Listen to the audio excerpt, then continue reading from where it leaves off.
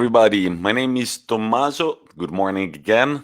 And I'll be here with you today to read an article from a newspaper chosen by me, an article that I deem light and interesting, something to start the day with. So last week, if you were here, you remember. If you weren't, I remind you now. We read an article about the Super Bowl and the Super Bowl commercials, which are a huge thing in the United States.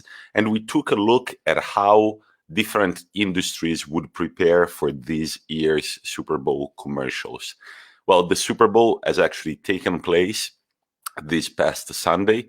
The Tom Brady's Tampa Buccaneers ended up winning the title. It's Tom Brady's 7th title.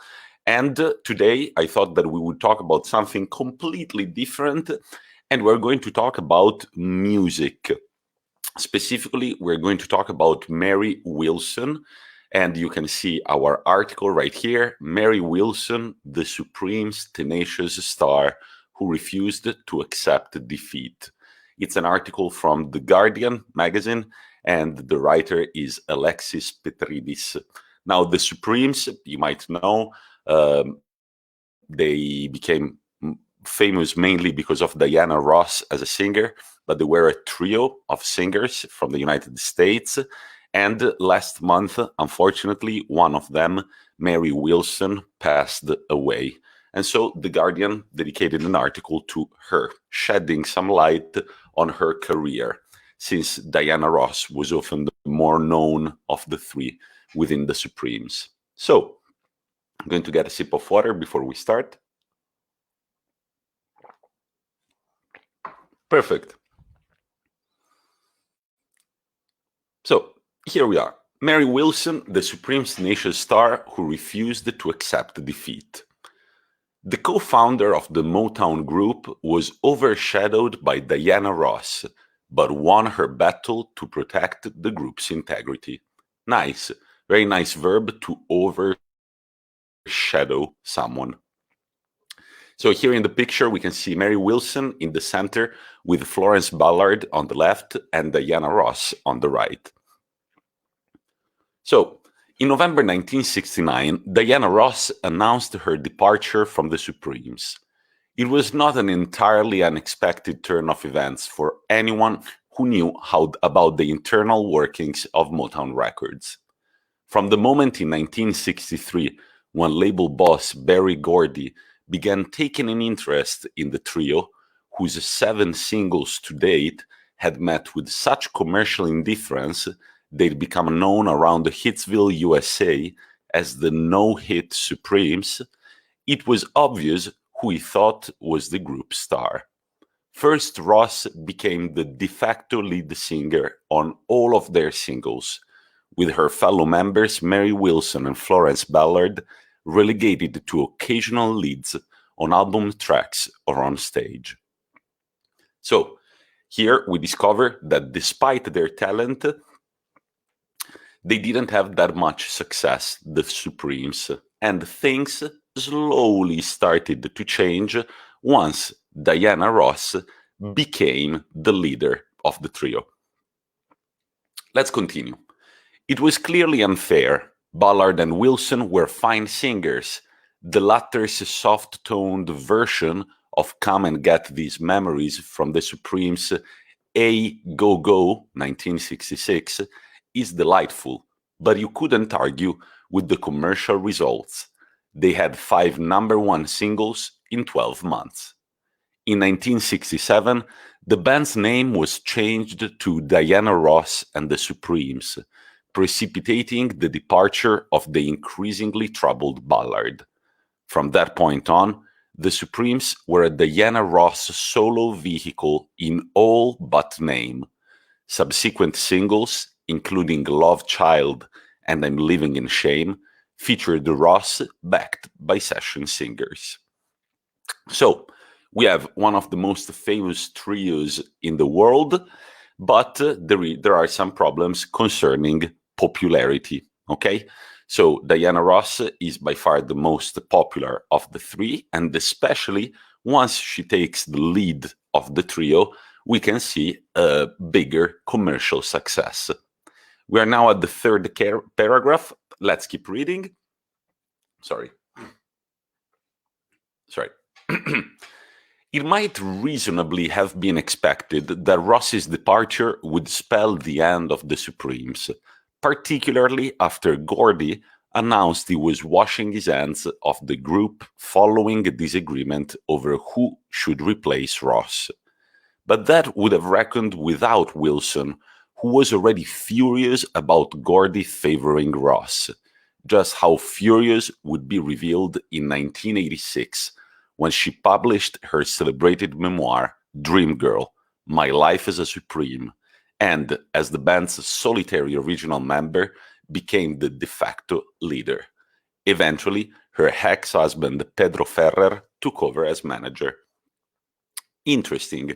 So, Dream Girl, that you can see, is the name of the biography that is mentioned in this paragraph. The biography by Mary Wilson is also the name of the movie that came out in 2006 with Beyoncé and Jennifer Hudson. It's a very good movie. I recommend you watch it. And it talks about a romanticized version of the Motown label, a romanticized story of the Motown label, and also specifically of the Supremes. And Beyoncé Knowles plays Diana Ross, I believe.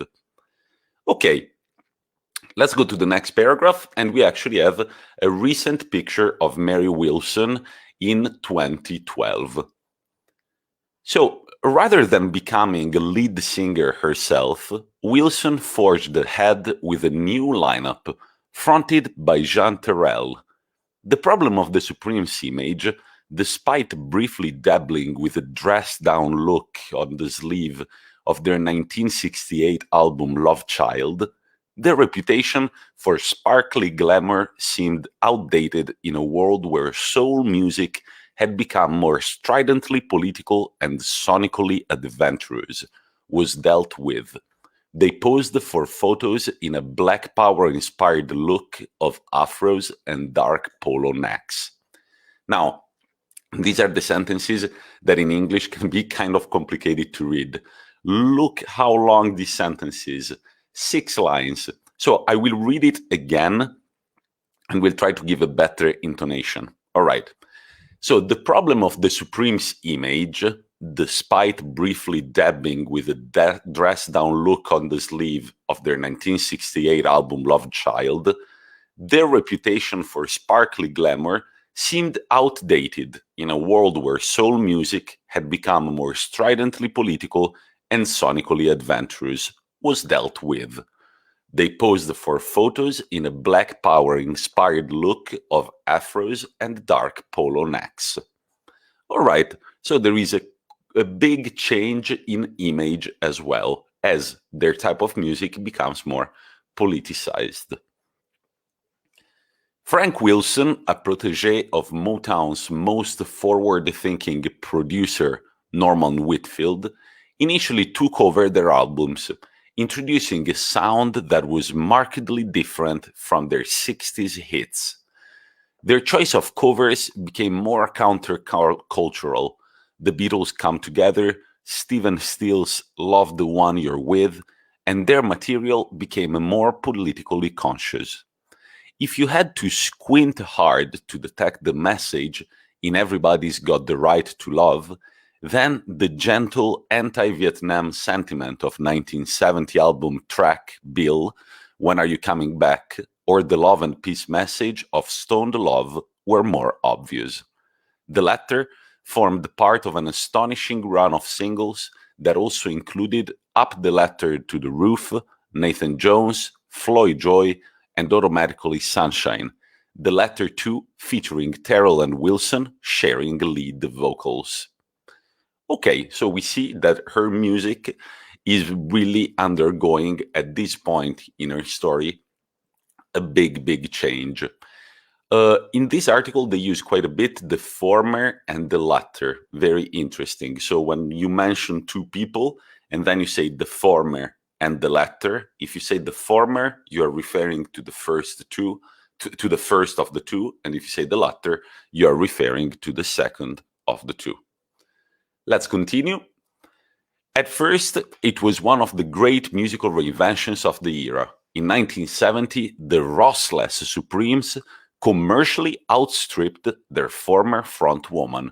So basically, the Supremes without Diana Ross are even more successful. They might have been successful for longer had Motown been more interested, but as the 70s progressed, the label's attention waned. They underpromoted their new releases. Steve Wonder penned Bad Weather, 1973, should have done far better than its lowly chart position suggested, and delayed new members' contracts when the lineup changed again. Their commercial standing slipped, resulting in later Supremes releases being largely overlooked delights. So if we overlook something, we are not giving it the right importance. With lead vocals shared by Wilson and new recruit Sherry Payne, the fantastic He's My Man, 1975, showed a band transitioning with ease into the disco era, as was proved by their final two albums. High Energy, 1976, contained the fabulously atmospheric title track and the hard-driving I'm Gonna Let My Heart Do the Walking.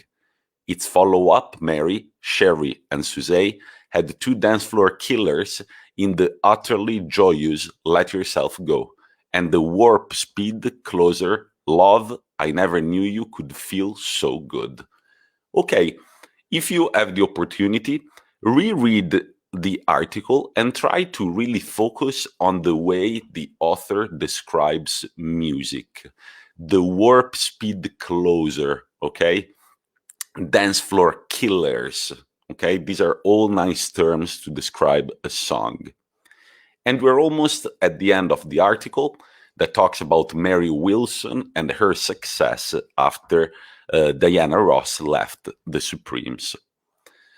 So here we've gotten to the phase where the Rossless Supremes could have sold much more, but some of their singles were under-promoted. And at some point, Motown, the label that was publishing their albums, doesn't seem interested anymore. But commercial failure spelled the end of the Supremes. Wilson stayed with Motown despite a bitter legal battle over the Supremes' management and recorded a solo album. It deserved to do better on the back of its single Red Hot, which revealed Wilson as a far more characterful singer than her largely supporting role on the Supremes' releases suggested. But its failure set a trend for her solo career. Her next album, Walk the Line, 1992, vanished when her record label went bust. By then, she had established herself as an actor in musical theater and as a popular live performer. The enmities revealed in her memoir, Dream Girl, never seemed to entirely fade away. In 2000, a Supremes reunion tour did not feature her and was cancelled midway through, after poor ticket sales. Wilson had just announced a new album when she died.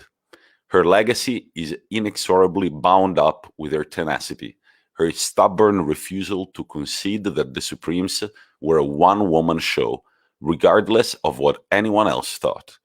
As the music they went on to make proved, she was absolutely right. Very nice article, at least in my opinion.